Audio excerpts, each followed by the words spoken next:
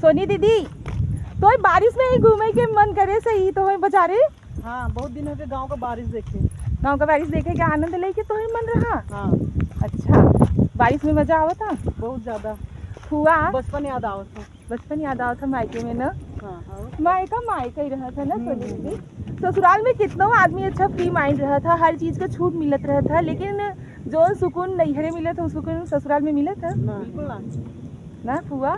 Guys ये देखा हमार है फुआ और बहन जी।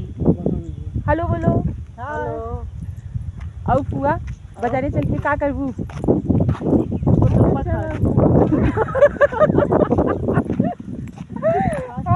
अच्छा औरतन का पसंदीदा नाश्ता का रहा था बहन जी? आज हम लोग जा रहे हैं पानी पूरी फुल्की। हाँ पानी पूरी खा जाऊँ। अच्छा पानी बरस जाए कुल भीग जाए सर। पानी में पानी पूरी खाई चला जात हो बाजारे। अच्छा बम्बई में ये माहौल नहीं मिलता क्या सोनी बहन? ये फील ना होते ना जो गांव में रहते ना, गांव का सोंधी सोंधी खुशबू, एकदम ठंडी ठंडी हवा, वो चीज प्रदेश में नहीं मिल सकत। बिल्कुल ना सही बात है।